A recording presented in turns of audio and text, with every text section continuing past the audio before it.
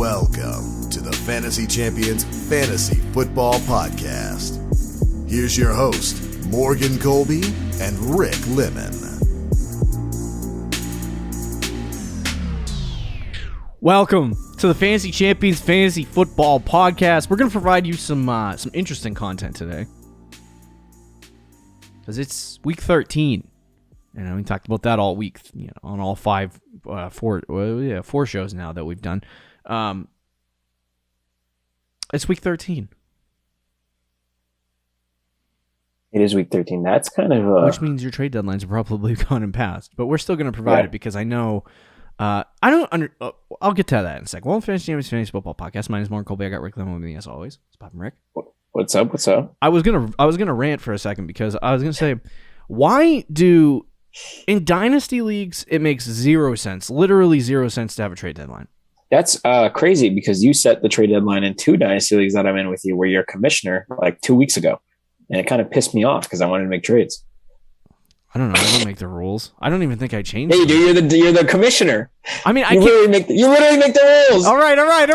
Well, we vote on the rules. I didn't even know. I went into the app and I was like, wait, I can't trade in this league anymore. I think it's stupid. I mean, I'll vote. I'll put a vote out. We can lift the moratorium. Yeah, I'll do it right here on the show. It should. There honestly should be no trade deadlines in dynasty leagues. So no trade deadlines in dynasty. I get trade deadlines in redraft with no keepers leagues. Yeah. Just because you might get a bit of, but that's what collusion is for. Right. That's what you got veto for. You can override stupid moves because of collusion. So dumb. So like I don't understand trade deadlines. Like and I think people are starting to realize this. Like trade deadlines are dumb. Because more leagues I'm noticing year after year are starting to do like later and later trade deadlines. But I'm like, yeah, I don't know. Because literally January 1 or whenever the playoffs end, that's when the trade deadlines lift for dynasty leagues. And I'm like, why did we even wait? I don't know. Like, what's happening? So anyway, it's dumb. But we're going to provide you trade targets. I don't know how many more weeks we'll do it. I think after week 14, we'll stop. Okay. And then we'll do 3 episodes a week through the postseason. Okay. Unless there's another idea you have for a show. I don't know. Yeah, I have no idea. But anyway. So yeah, we got trade targets for week 13. Before we jump into that, check out our website, fantasychampions.com. Follow us on Twitter, Instagram, Facebook, TikTok. If you're watching on or listening on Apple Podcasts, Spotify, Stitcher, or any other podcast platforms, please leave a review, share us with your friends. If you're watching on YouTube, subscribe, click the bell for notice, and then like and comment. Kindly comment down below.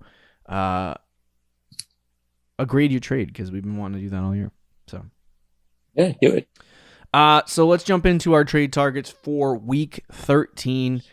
We have an interesting group of guys in the next 2 weeks, for trade targets, whether you have your trade deadline or not. Because like I said, we're taking you up to the playoffs. This time of year is about building your team for the postseason. If you I made this mistake last year, but I spent so much time focusing on trying to get a bye week. Mm-hmm. I didn't focus on making the playoffs, and I didn't make the playoffs in the home league. So I changed my approach this year. Let's make the playoffs first. Let's get there.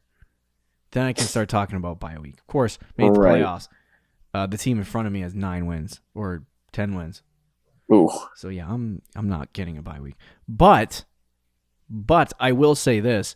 If you're in the playoffs, at this point, anything can happen in the fantasy playoffs. That's the first thing. Second thing, I decided this year that I'm not going to play the game of trying to chase a certain position because I don't want to play somebody else.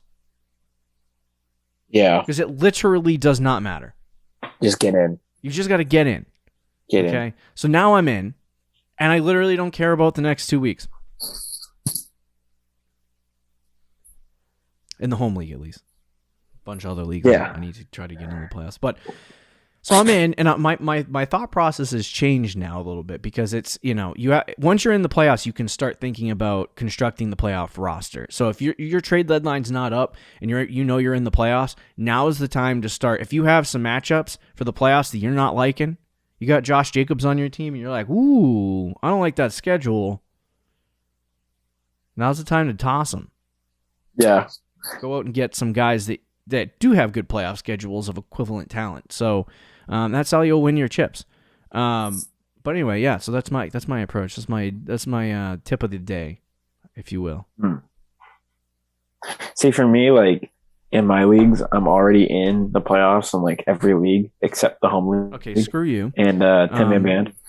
But what I'm saying is, like, I'm either in the playoffs yeah, okay. or I'm So like we're the good. We're good. worst team in the league. You missed two. Right. You missed two playoffs. Yeah, two leagues I'm out, but then like the rest of my leagues I'm already in. Like I could lose out and I'd still be in. So I think, actually, I'm not sure for the League of Ordinary Gentlemen that we're in, but That's I close. think I'd be. I think you're 7-5. Yeah. So I think I probably have to win one more game in that, but I'm in third place, so I think I'd be okay.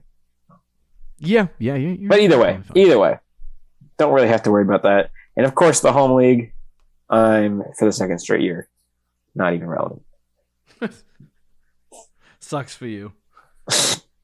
Hey, I don't care. It's the one free league I'm in. Every other league is involving money. Yeah, dude.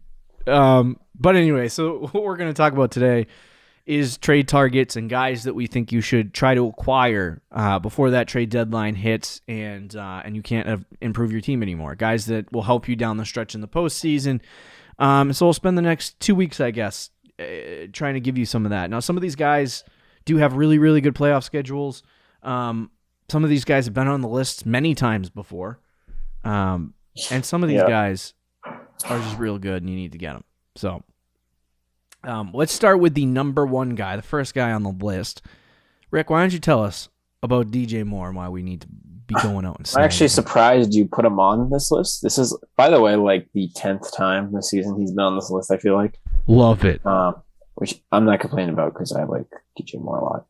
But yeah, I don't know. He's kind of been up and down, especially honestly, he was great when Sam Darnold was good, and then Sam Darnold decided to stink, so he was still getting targeted, but just wasn't doing much with it. Mm-hmm. Had like a 6-week stretch where he did not score a touchdown. And Cam Newton came in, and last 2 weeks, with Cam Newton as a starter, he has 13-12. Not bad. It was targeted 7 times, targeted 10 times. Nothing crazy, but it's solid. It's solid. And I think Cam Newton's probably going to start the rest of the season. And I know he was awful against the Dolphins, but I don't think he's going to be that bad every week.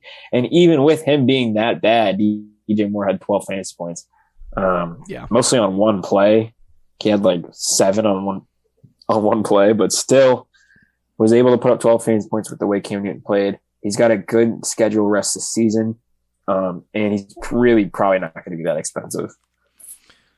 The good thing about DJ Moore, too, is that he's going into that bye week, and we talk about this is a weird year because they, with the extension of the season by one game, you also get the extension of the bye weeks. And then last year the bye weeks ended in week 12, I believe, and now they're ending in week 14. So there's a longer period of time where there can be a bye week, and you're trying to make the fantasy playoffs right now, and DJ Moore is on your team, and you're like, wow, what am I going to do? What am I going to do for this week? And there might be more people willing to trade away DJ Moore because of that. I need to get something back for this that I can play this week because I need to make the playoffs type of thought process, right? Yeah. And so I feel like the people who have DJ Moore, if they're, winning a lot of games and they're fine, then they will probably look at DJ Moore and be like, okay, I'll bite the bullet. But I'm looking at DJ Moore going, this guy's a guy that you can get on your team in instant wide receiver one. So that's and if you can go to the manager who has him and say, hey, you need to play this week. Here's a couple of guys. I'll take DJ Moore off your hands, and they take it. I mean, what the hell? Might as well. Yeah, no, that's fair.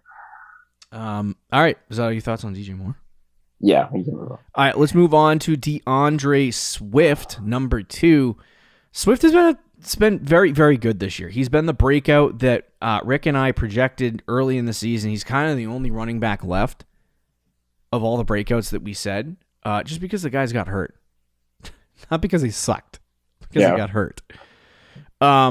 But there's been some inconsistencies, and I think that obviously is due to, because I think he's had 4 bust games. Yeah.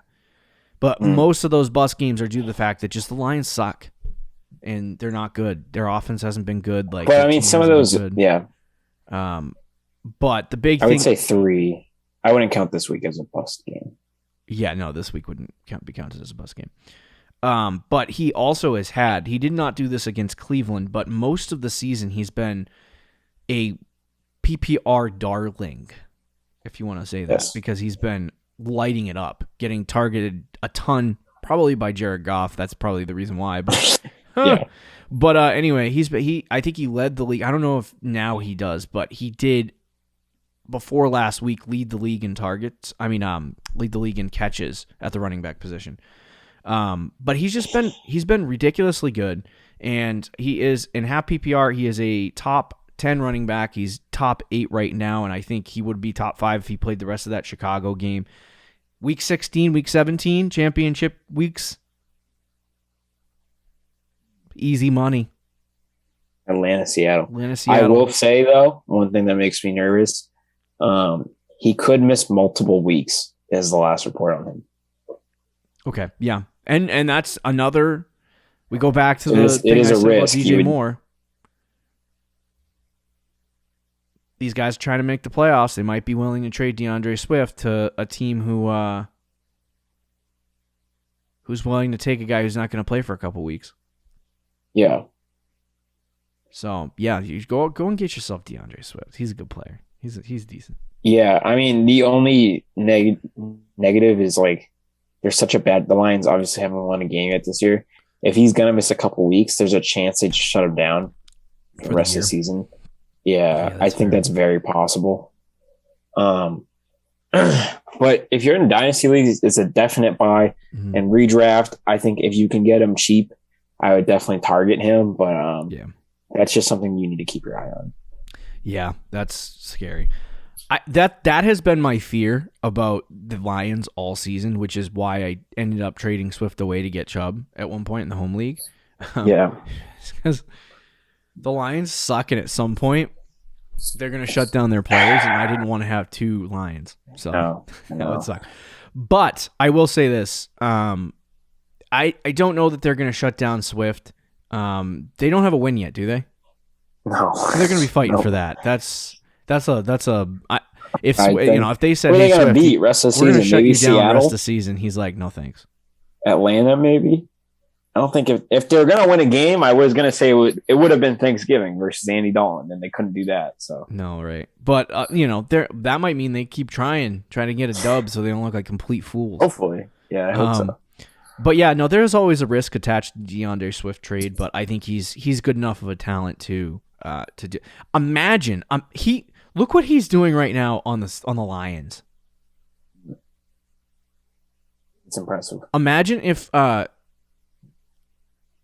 was playing for the Chiefs. I literally just thought that in my head. They didn't. I don't know why they. I mean, you could say one thing, like they should have drafted Jonathan Taylor. Right? Yeah. They took Clyde. At this point, there's so many good running backs in that class, and Clyde is like 6 on that list. Yeah, unfortunately for the Cam Akers, Dobbins, that was a great class. It was a good class, but Taylor would have been perfect. But even if they didn't go Taylor, the other guy was DeAndre Swift. Yeah, either or, and I think he was my favorite running back coming out. I was going to say, and exactly, Swift fits perfectly with the Chiefs. Yes, yep. He does everything that Clyde could do. Now he's rotting better on the ground. Yep, exactly. Hopefully Detroit gets a quarterback and some receivers in there. Hey, they'll turn it around. They got 4 first-round picks next year. Holy they got this. Crap. They got this. But anyway, yeah, go get Swift. Number 3, Brandon Ayuk, and he has been on this list for a couple of weeks. I think 3 or 4 straight weeks, probably, just because he's a really talented player, and he's still, like, a lot of people are kind of iffy on him still. But in the last 4 weeks, he's had 15, 4, 18, and 11. And so he's been really good. The target share has increased for the last 5 weeks.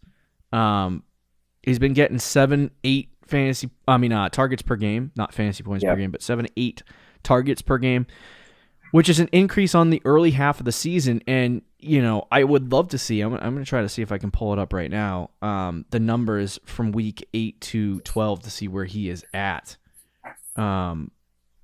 Because I think he's been really good. But the big thing for him is the playoff schedule. Seattle, Cincinnati, Atlanta, Tennessee, Houston. That is the main reason why you want to buy Ayuk. If he's getting 7-8 targets a game, there's a good shot that he's going to be putting up 10 to 12 fantasy points. And I think he's not a wide receiver 1 buy, but he's a good, I need a flex at this point in the game kind of buy. You know what I mean? Like if you need a flex, secondary flex option or first flex, he's perfect for it. So, right. And I'm going to pull up those numbers while you give your thoughts. Ayuk, as you said, his schedule is fantastic. He's been playing well and the target share and all that. What I'm also very happy to see, though, is the snap percentage. Where in the beginning of the year, he was his first game of the season, barely played, and he was healthy. It was just Kyle Shanahan being Kyle Shanahan. Same with week 2. Yeah. And he finally got to play a little bit in week 3. And then his snap percentage the next couple weeks is only like the high 60s, low 70s. But since week 8, he's at 88% snap percentage, 93-90, 93-90. He's clearly a starting receiver. He's out there for most plays. It's good to see him back in the role that he should be in. And he's producing well. I mean, he's not putting up elite numbers, but it's much better than what it was, and it's startable on a week-to-week basis. 8, 15, 4 in a game where they ran the ball 100 times, 18, 11. And against Seattle, Cincinnati, Atlanta, Tennessee, I expect him to get double-digit fantasy points in every single one of those games. He's a good flex or a wide receiver, too, that you can hopefully be able to pick up. I don't think it will cost you too much, but might cost you more than it would have a couple weeks ago. Yeah. But you can still buy him right now. I think it's interesting, too, because Debo got hurt in the last game. He got a groin strain. He's out. Yeah, he's out this week. And he's out this week and most likely next week. And so with that being said, Debo is toast, my friend. And you get Brandon Ayuk as a wide receiver 1. This might be a moment for him. If he gets a 90% snap percentage or 95% snap What if he gets double team though and gets 2 targets? That could also happen. But if he goes out the next 2 weeks and absolutely lights it up, I think he earns more of a target share from Jimmy G, similar to what he had last year. And if that happens, I mean, it's even better for Ayuk. But I wouldn't even let it go past this week. Like, I would try to get him now because if he does put up a 20-plus point game this week without Debo, it's going to be hard to get him in week 14 right before the fantasy playoffs if your trade deadline goes that long. But yeah, no, I like Brandon Ayuk. I think he's good. He's also, by the way, wide receiver 15 from week 8. Oh, yeah, see, there you go. 15. That's so solid. Wide receiver 2, mid-range wide receiver 2, which is very good. And you look at the numbers for guys in the points per game category on the season in that range, it's a difference of 1 or 2 fantasy points. So it's like, he's not any different than a guy like, Darnell Mooney or Michael Pittman down that same stretch. So anyway, go get yourself some Brandon Ayuk. That's good. Yeah. Let's talk about one quarterback. Was the QB1 pooped on himself this week, like the proverbial? I have Hurts in the league. I really hope he doesn't crap himself in the playoffs. He'll be fine. He'll be fine, but he's not going to finish his he always has that one game, and if he has that one game in the fantasy playoffs for me, I'll be so mad. But anyway, so Jalen Hurts, we've talked about him a little bit before. Coming before this week, he was the QB1. He's the QB2 right now. I can't remember who's number 1. Is it? It's not TB12, is it? I don't think it is. No, he went down to 8 or 9. Hey, he's QB4. I don't know who QB1 is. It's not Lamar, is it? I don't think it's Lamar. No, definitely not Lamar. He's QB play has been so bad this year. I talked about that before, but Josh Allen. Okay, I was gonna say him next. Yeah, probably Josh Allen. Josh Allen and then Jalen Hurts. So yeah, I mean, in the interesting thing about Jalen Hurts, he hasn't had his bye week yet. So once that happens, I think the numbers will kind of deflate slightly because he's more like QB5 or 6. But he's been very, very good this year for fantasy football purposes. Since week 5, though, he hasn't really pass the ball all too much. Yeah. You look, he has had one game since week 5 where he's gotten over 200 over 200 yards passing, which is not great. But he also is rushing it 10 times a game and getting like 60, 70 yards a game. So he makes up for the rest of it. But I think that's the big thing with Jalen Hurts. I think you look at a couple of things. Early in the season when he was going off and having some really good games, he played Atlanta, Dallas, Kansas City, Tampa at the time. They were struggling offensively. He played very well against those teams.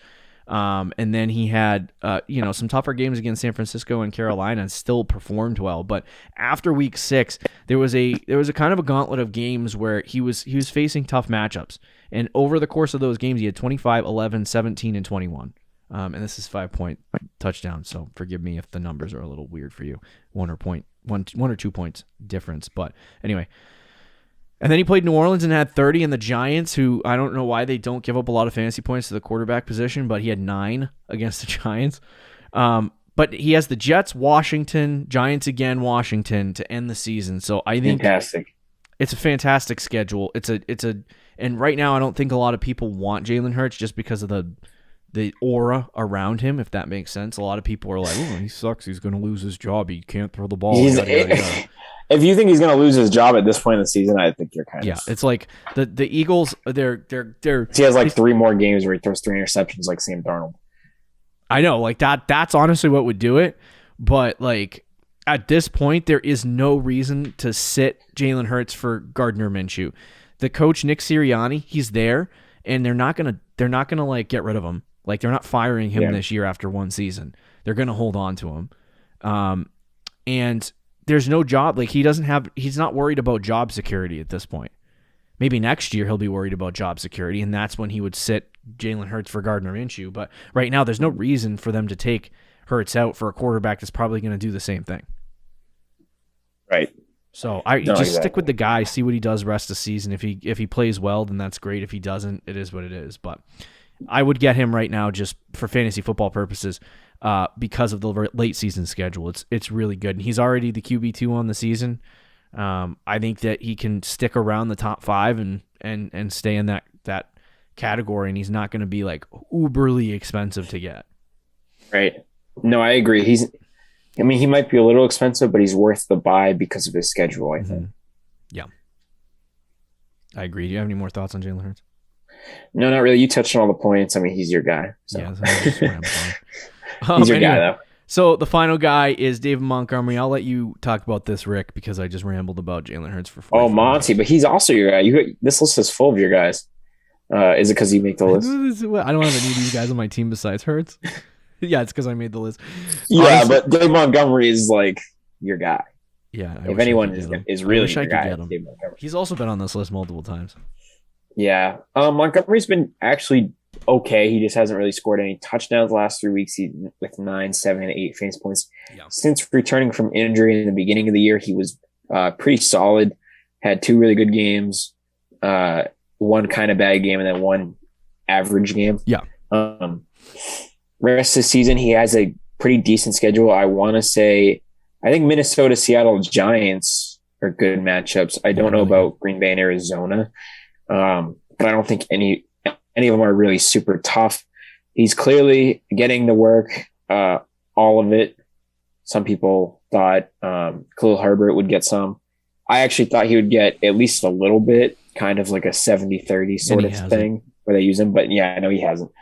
He actually had the most carries this week, which was 4, which is probably what you would expect. But either way, Montgomery is going to get like 15 to 20 carries, around 20 touches a week, 15 to 20 touches. So he's going to keep putting up fantasy points. He just needs to start scoring touchdowns, which I think he will. Because his floor, this is his floor, which is like 8, 9 fantasy points. If he just gets a touchdown a week, he's going to bump that out to like 16, 17 fantasy points. There's been a lot of kind of concerns just when not Jalen Hurts, just when what's his name, Justin Fields was catching his stride, he got hurt, right? And so they had to put Andy Dalton in for the Turkey Day game. Excuse me.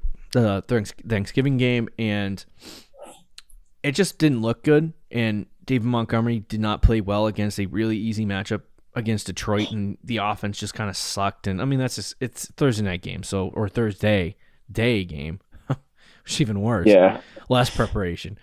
But no, I think coming down the stretch here, obviously Arizona, Green Bay, tough matchups. But after that, it's Minnesota, Seattle, Giants. It's a clear stretch of games where he can actually start dominating and win you a fantasy championship. And I think this is one of the best running back buys that I think you can get right now, because he's not going to cost a lot. Right. He's going to be cheap. And like Rick said, he's hitting a floor of like 7, 8, 9 fantasy points a game. He scores a touchdown, and all of a sudden that turns into 15, 16, 17-point games. So it's really good things for David Montgomery. I think he's 100% a great buy, and he's my guy. You know what sucks? What? Monty's my guy. I like Ayuk. I like Swift. I like Hurts more. The only guy I got on my team is Jalen Hurts. I've been trying to get the rest of them all season, besides Swift, who I traded away. I was going to say, and DJ Moore you had. You traded him away. I did trade DJ Moore away, but I wish I could get him back. I traded him for another guy that I like more than DJ Moore, AJ Brown. So who got hurt? Who got hurt? Now I regret. I drafted a good team, I think. You did, yeah. If I held on to it, I might. I don't know where I'd be, but I always got to make lateral moves, see what happens. But anyway, there are your trade targets, my friends. Week 13 trade targets. Go get these guys. We're getting close to fantasy playoffs. Go get them. Close the ship. Hopefully none of you have a Week 18 playoff. Maybe we should just take the week off that week, because I'm not getting fantasy advice for that. You just idiots. Idiots, guys. All right, enjoy your football Sunday. See you later, guys. Later. Thank you for listening to the Fantasy Champions Podcast. Make sure you subscribe on iTunes and YouTube, and follow us on Twitter @TheFFChamps.